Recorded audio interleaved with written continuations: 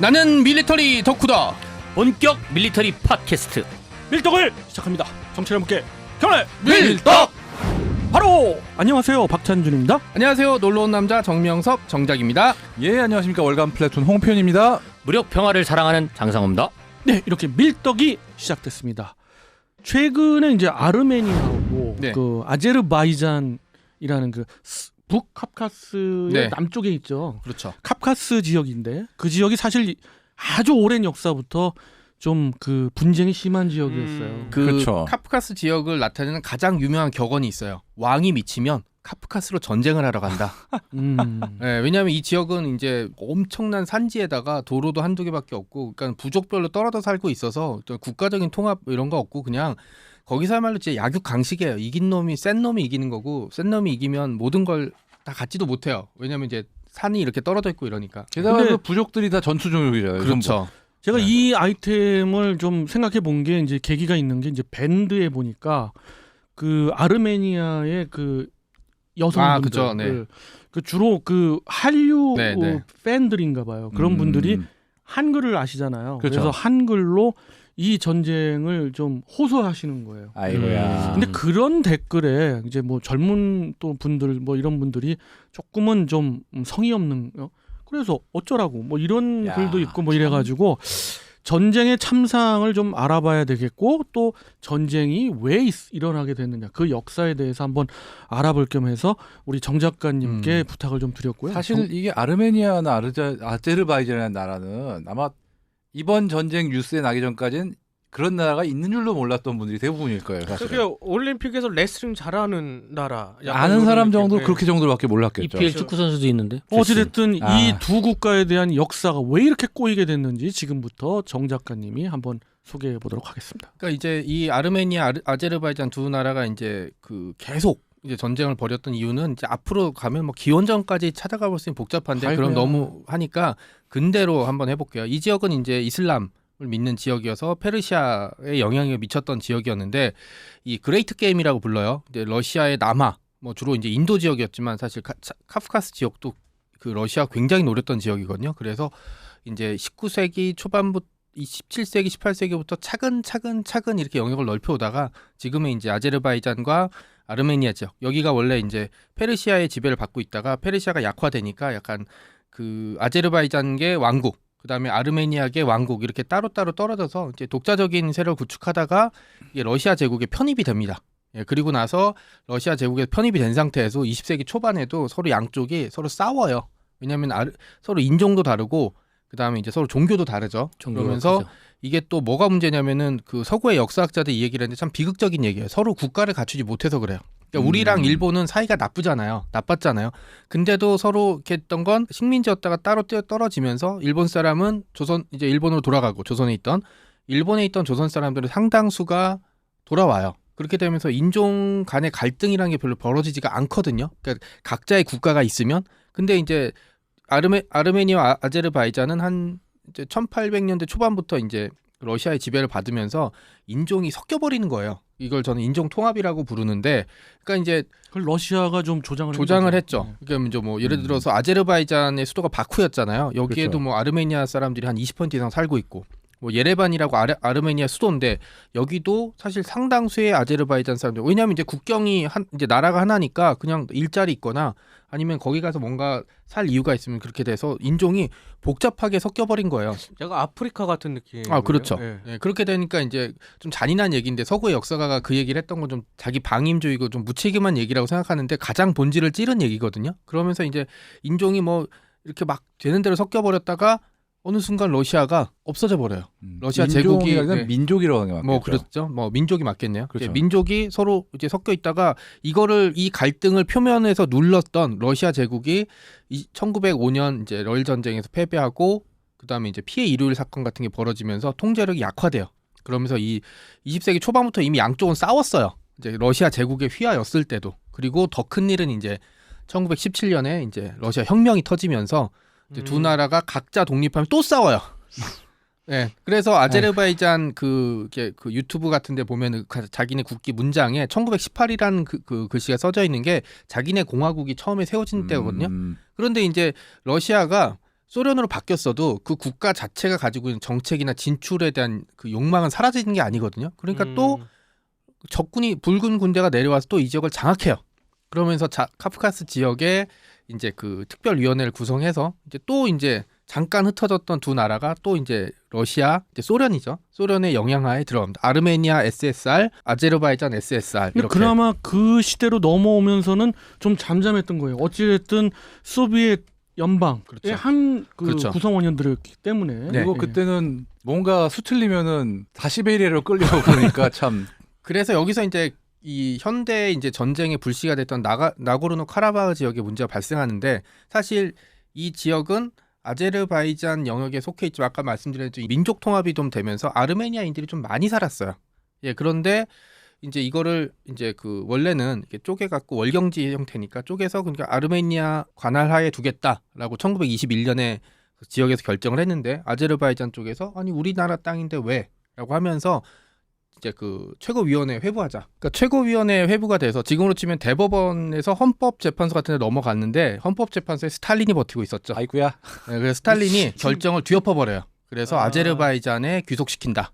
라고 해버려요. 이게 이제 여러 가지 이유가 있었는데 대외적으로는 당시에 이제 터키랑 이제 국경이 접해 있는 상태라 터키를 좀 달래기 위해서였다고 하는데 요거는 별로 가능성이 없을 것 같고요. 스탈린 성격에 이거보다는 아르메니아 지역이 다른 소수 민족들보다 유독 독립에 대한 열기가 굉장히 강했다 그래요. 그래서 이거를 좀 꺾기 위해서 이제 그 일부러 나고르노 카라바흐 지역을 아제르바이잔 영토로 이제 아제르바이잔 귀속 관할로 귀속을 시켜버린. 그러니까 같은 소비에트 연방 땅인데 관할이 이렇게 나눠졌을 때 아제르바이잔 쪽으로 줘버린 거죠. 요게 이제 우리끼리 얘기지만 네. 그러한 결정이 과연 잘 된 걸까요? 아니면 두 나라 민족 사이에는 안 좋은 얘기인데 제가 스탈린이라 그래도 고려해볼 만한 문제죠. 왜냐하면은 스탈린이 이렇게 소위 얘기해서 섞어버렸잖아요. 남북한도 나뉘었지 않습니까? 얄타 협정에서 네, 마찬가지인 것 같은데. 그 연해주에 있던 우리나라 사람들을 고려인 고려인을 막 보낸 보냈죠. 거는 뭐냐면 이렇게 제국이라고 부르는 국가들은 이제 휘하의 이제 민족들을 이리저리 섞어놔야지 이제 그 통합을 막을 수 있는 길이라고 생각을 하거든요. 그거는 로마 제국 때부터 있었던 일이라 사실 스탈린이 그런 결정을 내린 거는 소비에트 연방의 이익을 위해서인 거죠. 양쪽은 뭐 당연히 안 좋은 일이죠. 그럼 네. 그 당시 그 지역의 일반인들은 네. 어떤 걸 원했나요? 그러니까 이제 그냥 서로 아르메니아인 아제르바이잔이라는 정체성 가지고 있었죠. 그런데 이제 앞서 말씀드렸듯이 200년 가까이, 그러니까 1920년쯤 되면은 거의 120년, 150년 동안 이제 자기네 국가가 없어진 상태이기 때문에 민족끼리 이렇게 섞여 지내게 돼버린 거예요. 그게 이제 유고슬라비아가 내전이 벌어졌던 것처럼 비슷해진 거죠. 이해감. 그런 시기라서 이제 양쪽은 사실 독립을 할 생각은 했지만 이게 좀 복잡해진 상황이고 사실 1920년대나 30년대쯤에 이제 우리가 독립을 할 거다라는 생각은 못했기 때문에 이 상태로 이제 소비에트 연방이 존재하는 동안은 이 불만이 쫙 내려가 있었다. 제가 그런 질문을 던진 이유가 모든 그 분쟁의 어떤 씨앗은 근대에서는 그 강대국의 잘못된 결정. 맞습니다. 우리도 그렇죠. 거기에 뭐 자유롭지 않고요. 네. 또 중동에 있는 많은 국가들이 영국이란 제국 때문에 그렇죠. 그런 이스라엘과, 갈등이 네. 심어진 거예요. 아프리카도 예. 대부분의 나라가 그렇죠. 그런 데 있죠. 그런 측면에서 한번 여쭤본 뭐 건데. 근데 그거는 당연히 하는데 저는 그렇게 생각하는 게 국가의 어떤 정책이나 결정은 선악을 따지는 거는 사실 좀 애매모호한 문제가 스탈린이나 소비에트 연방의 최고위 입장에서는 그 소비에트 연방의 안정을 위해서 결정을 내린 거고요. 당연히 해당 국가의 두 민족한테는 굉장히 불행한 일이죠. 왜냐하면 그 결정으로 지금 이 분쟁이 계속 오랫동안 좀 벌어졌던 문제였죠. 그럼 그 월경지만을 그 많은 그 유엔 국가들이 이제 승인을 안고 있긴 하지만 전부 다 승인 안 하고 있죠. 아르메니아도 승인 안 하고 거의 승인을 안 하고 네, 있죠. 네. 그렇지만은 일부 국가들이 승인을 했기 때문에 그 아주 일부 국가들이 승인한 국가로 나오는 걸로 알고 있는데 그게 이제 또 미승인 국가들이 미승인 국가를 승인한 거라서 그러니까 아따 복잡하다. 아주 그 복잡한데 네, 네. 결국 이게 이 분쟁을 해결하려면 저는 이제 그런 생각도 들어요. 그냥 국가로 승인해 버리면 어떠나. 그렇게 되면 정말 어. 더 큰 전쟁이 일어나게 되는 거죠. 그런가요? 이게 왜냐하면 저 예를 들어서 이거를 이제 임진왜란 때 그렇게 비유한 사람이 있어요. 그 해방이 광복이 되고 나서 일본인들이 예를 들어 경상도의 부산이나 일대 이렇게 모여 살고 여기는 이제 우리가 사람이 더 많으니까 독립해서 살겠다라고 하는 거가 똑같다고 비교를 하는 경우가 뭐 많거든요. 지금 실제로 그런 예가 있죠. 북아일랜드. 그렇죠. 그렇게 키프로스도 비슷하지 않아요? 네? 키프로스도. 그러니까 키프로스도 그렇죠. 그렇게 되면은 만약 우리나라 입장에서는 이 일본인들이 살고 있는 이 일본인들을 어떻게 보겠어요? 어떻게든 쫓아내려고 하겠죠. 왜냐면 우리 빼앗긴 땅이니까. 그리고 실제로 북아일랜드도 이제 그 IRA가 활동하면서 계속 쫓아내려고 했고 키프로스 얘기한 것도 결국은 나눠져 있는 상태잖아요. 그렇죠. 예, 그러니까 요게 이제 21년에 내려진 이 결정이 치명타였고 그다음에 이게 80 몇 년도였죠? 소련의 쿠데타가 난 게 91년이요. 91년이 이제 되면서 이제 빵 예, 터져버린 거죠. 90, 그런- 네. 그래 중간에 2차 세계 대전 때는 네. 어떤 포지션을 각자 취했어요? 뭐 2차 대전 때는 그때는 포지션을 할 수가 없는 게 네. 독일하고 싸우는 상황이라 그때는 뭐 민족 독립 어쩌고를 따질 상황이 아니죠. 완전히 특히나 그때는 소련 정부에서 내부의 어떤 그런 마찰이나 이런 거를 정말 처절하게 눌렀어요, 진짜. 근데 이때 당시 1차 대전 때는 터키가 독일 편이었기 때문에 네. 그래서 아르메니아인 그렇죠. 대학살 사건이 나지 않았습니까? 네. 근데 2차 대전 때는 터키도 중립이었기 때문에 그렇죠. 네. 소련이 아제르바이잔은 소련이 정말 아주 단단하게 틀어준 게 석유가 나오죠. 석유 때문에 음. 거기는 정말 절대로 뺏기면 안 된다는 입장이었어요. 게다가 또 그 일대가 정말 중요한 게 당시 소련으로 들어온 렌드리스 물량의 상당 부분이 이란 통해 가지고 들어왔는데 아. 결국은 그 근처 루트거든요. 그러니까 그 아르메니아, 아제르바이잔 그 일대도 어떻게 동요하거나 그러면 안 되는 지역이기 때문에 그 어려운 상황에서도 그 두 지역에 취한 만큼 아주 철저하게 틀어 막았습니다. 뭐가 일이 생길 수가 없었어요. 이란에도 이제 영국이랑 같이 이제 군대를 파병할 정도였으니까 그렇게 돼. 돼서 소련이 붕괴되면서 양측은 소련이 붕괴된 아마 그 직후부터 서로 전쟁이 벌어져. 이게 이제 거의 그 순간부터라고 하는 거예요. 진짜. 나고르노 카라바흐 전쟁이라고 이제 부르고 아마 시간이 지나면 이게 제 1차 아르메니아 아제르바이잔 전쟁이라고 불려지겠죠. 맞아요. 이 사실 전- 소련이 망하기 3년 전인 1988년부터 벌써 양측이 무력 분쟁을 시작해요. 그렇죠. 네. 이게 그냥 짧게 아아 전쟁이라고 불리던데. 그렇죠. 아, 네, 네. 아아 전쟁. 근데 이제 또 나고르노 카라바흐 지역이 이제 아르차흐 공화국으로 이름 바꿨다고 아아아 전쟁이라고 해야 되는 아아아. 전쟁이라고 해야 되는 경우가 있는데 아이고. 그냥 아르차흐 이런 바뀌었죠. 아이고. 근데 이런 경우는 좀 복잡하더라도 정식 명칭을 좀 불러주는 게 이제 맞다고 저는 생각을 하기 때문에 네네. 네. 이렇게 말씀하시는 88년부터 시작해서 91년에 소련이 붕괴되고 또 싸워서 94년 정도까지 싸우는데 사실 아제르바이잔이 이때도 인구도 많았는데 이제 전투에서는 아르메니아가 굉장히 유리하게 승리했죠. 그래서 94년은 이겼죠. 네, 확실히. 나고르노 카라바흐 지역뿐만 아니라 이게 월경지였잖아요. 여기에 있는 통로도 장악했고 그리고 심지어 아제르바이잔 본토 일부도 장악을 했어요. 그 정도로 이제 선전을 해서 전쟁이 94년도에 끝났죠. 왜 아르메니아가 이길 수 있었어요? 그럼 여러 가지 뭐 이유가 있는데 뭐 예를 들어서 아르메니아는 뭐 보병 중심이었고 뭐 아제르바이잔은 뭐 공병 중심이었다 이렇게 얘기를 했는데 제가 보기엔 지도층 차이 같아요. 아르메니아 쪽에서는 사실 일체 단결하고 또 뭐 기독교 뭐 이쪽 계통이었기 때문에 뭐 미국이라든지 이제 러시아의 지원을 충분히 받았던 반면 아제르바이잔은 이제 이슬람교였기 때문에 뭐 과격분자들 이런 쪽이 유입이 되면서 약간 이제 뭐라고 하지 전세가 마지막에 아제르바이잔이 거의 뭐 인해 전술 비슷하게 동원해서 약간 이기긴 했지만 전투 자체는 네, 아제르바이잔이 빼앗긴 땅을 보면 뭐 어느 쪽이 이겼는지 명백하죠. 실제로 당시에 아르메니아에 대해서 러시아 측이 꽤 지원을 많이 한 것도 있어요. 그렇죠. 사실. 네.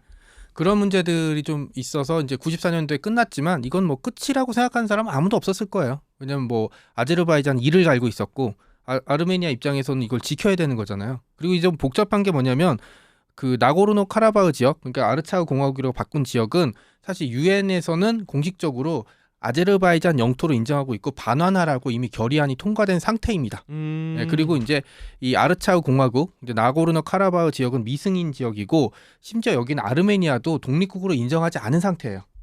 네, 그리고 이제 아까 승인했던 나라는 트란스트리아 같이 이제 약간 그렇죠. 미승인 국가들 있죠. 참. 그러니까 이런 얘기 드리면 그렇지만 서로 이제 미승인 미승인 국가들이 서로 승인을 한 거예요. 네. 쩌리들이 쩌리끼리 놀고 있는. 그렇죠. 네, 그런 상황인데다가 좀 복잡한 게 아제르바이잔 영토 일부를 잠식하고 있는 상태예요. 그래서 이제 아제르바이잔이 계속 협상을 요구를 했었죠. 왜냐하면 이제 그 빼앗은 땅은 돌려달라. 자, 나고르노 카라바흐 지역은 인정해주겠다. 대신 그리고 이제 떨어져 있으니까 월경지는 이렇게 서로 있는 통로는 확보를 해주겠다 정도로 협상을 하긴 했지만 사실 세상 어느 나라도 자기가 전쟁으로 뺏은 땅을 곱게 내놓는 나라는 없거든요. 그렇죠. 네, 그래서 그래서 이긴 입장이니. 그렇죠. 그런데 시간이 지나면서 아제르바이잔이 인구도 많고 석유도 나오고 딱 나오는 게 또 크죠. 이스라엘이랑 또 친해지고 터키를 큰형님으로 모시고 반면에 아르메니아는 이제 그 러시아랑 이제 가깝게 지내긴 하는데 이제 어쩔 뭐 수 없이 또 정치 그렇죠. 상부층만 그렇죠. 가까운 거죠. 그런데 또 이제 또 거의 내륙국이거든요. 주변에 사이가 좋은 나라가 별로 없어요. 그렇죠. 남쪽에 아르메니아는. 이란 정도 제외하고는. 그러면서 이제 사실 시간이 지나면서 점점 국력이라고 부르잖아요. 뭐 인구도 그렇고 군사력도 그렇고 차이가 나니까 협상을 하겠다고 하지만 제가 아제르바이잔 최고 지도층이라고 해도 내가 한 방 쳐서 넘어뜨릴 수 있을 것 같으면 하고 이번에 실제로 그리고 뭐 제가 보기엔 전쟁을 해서 나고르노 카라바흐 지역을 전체 차지한다는 생각은 안 했을 것 같아요. 뭐 전력상으로도 안 되고 일부 지역을 차지하는데 굉장히 성공적이었잖아요. 네, 그렇기 그렇죠. 때문에 이게 이제 아마 역사가 좀 지나면 제 2차 아르메니아 아제르바이잔 전쟁이 되겠지만 3차, 4차도 벌어질 거예요. 네. 근데 최근에 이제 분쟁이 일어났잖아요. 네. 어찌됐건 간에 그 명분이라는 건 분명히 있어야 되잖아요. 네. 그 명분이 어떤 거였어요? 명분은 아제르바이잔은 빼앗긴 땅을 되찾겠다. 그 다음에 유엔 결의안은 이미 이제 그 나고르노 카라바흐 지역을 인정하지 않고 있어요. 이제 그 독립 국가나 아니면 아르메니아 영토로. 네. 그러니까 그런 이제 실질적으로 치기 위해서는 명분이라는 게 명분이야. 이번 전쟁의 명분이 이번 전쟁의 뭐냐면은- 명분은 그 국경 충돌이었고 협상이 이제 2018년까지는 어느 정도 진행이 됐다가 네. 아르메니아가 2018년에 선거로 이제 일종의 민주화 혁명으로 정권이 바뀌어 버리면서 다시 이제 협상이 리셋돼 버린 거죠. 네, 그 다음에 여러 가지 이제 이유들이 있는데 또 기본적으로 지금 아제르바이잔은 좀 조심스럽긴 하지만 이제 2대째 세습이고요.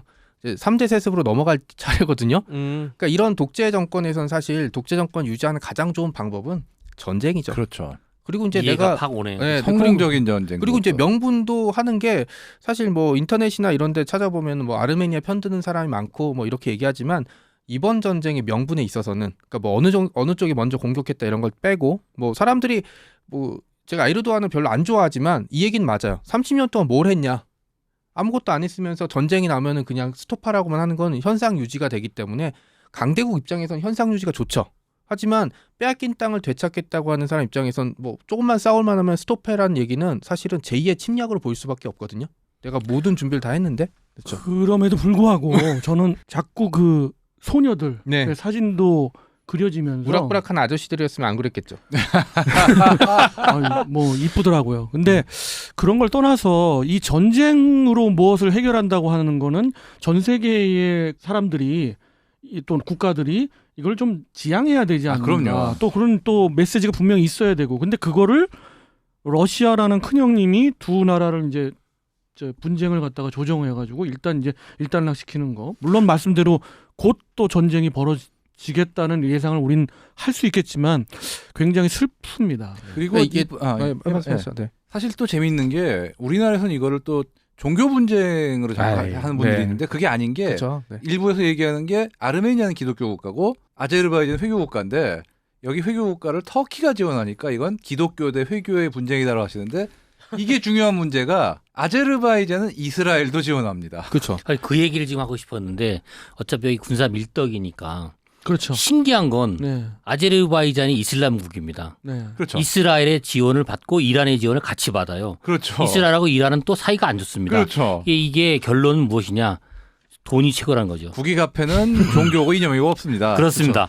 뭐- 돈이 있으면 뭐든지 가능합니다. 많이는 달러 앞에 평등합니다. 네. 결론은 돈을 벌어야 되는구나. 그렇죠. 네, 이런 얘기고 우리는 아제르바이잔과 아르메니아의 전투를 보면서 민족을 얘기하고 슬픔을 얘기하지만 현실 세계에서는 돈에 따라 자기의 정치가 당장 왔다 갔다 하는 거죠. 아제르바이잔 쪽에서 찍은 영상이 현궁이 나오지 않습니까? 그렇죠. 세상에. 그리고 이제 제가 박 의원님 현궁이 나옵니까 거기에? 나온다고 그러더라고요. 오. 아제르바이잔 군 장비 중에 현궁이 그러면 목격됐다는- 예멘께 또 거기까지 흘러갔습니까? 그게 아니고 사우디 직접 것이? 수출한 것 같아요. 우리가 나라에서 아니 사우디에서 줬나? 아니 근데 그거는 우리가 아마 아제르바이잔하고 거래를 하나? 확실한 그게 없어요 지금 문제가. 거래는 안 합니다. 거래는 그러니까 안 안 하는 건 하죠. 맞아. 사우디가 준 게 맞나 보다. 근데 이제 박 의원님 말씀 맞는 게 제가 전쟁을 좋아하고 연구를 많이 하지만 전쟁이 해결책이 된 경우는 없어요. 없어요. 왜냐면은 이게 94년에 전투에서 한쪽이 이겼다지만 진 쪽은 포기하지 않았고요. 이번에 사실 아제르바이잔이 영토의 남쪽 영토의 상당수를 회복했어요. 하지만 이걸로 전쟁이 끝났다고 생각하지는 저는 결코 않다고 생각하고요. 네, 정 이게 이제 작가님의 참 예리한 분석입니다. 네, 이게 이제 결국은 이제 군사력이라는 거는 전투를 벌인 걸 상대방이 포기하게 만들어야만 이제 완성되는 거라고 보기 때문에 우리에게 좀 지향하는 바도 저는 굉장히 크다고 생각합니다. 네. 그렇습니다. 그래서 현실적인 이야기를 아주 리얼하게 해주신 편이 있어요. 근데 그럼에도 불구하고 지금 방금의 결론처럼 우리는 전쟁을 통해서 무엇이든지 해결하려고 하는 것은 아니다. 있다라는 것도 또 하나 또 반대편 입장. 그러나 그 전쟁을 하지 않고 나라를 지키려면 힘이 강력한 있어야 힘이 있어야 되죠. 되는 그렇죠. 거죠. 네. 아제르바이잔을 보지만 아제르바이잔이 뭐 석유 부국이라서 그런 면도 있지만 의지 부분도 분명히 있거든요. 그래서 국방력이라는 거는 그 아무리 강조해도 부족함이 지나치지 없죠. 않는다는 거를 요번 또 그 아르메니아와 아제르바이잔의 분쟁을 통해서 우리가 또 한 번 느끼게 되었습니다. 자, 이번 시간 한번 다른 지역의 분쟁이지만 우리 이것을 통해서 우리가 시사하는 바들을 생각해보는 시간이 되었으면 해서 뭐 한번 준비해봤습니다. 자, 정치자분께 경례 밀떡.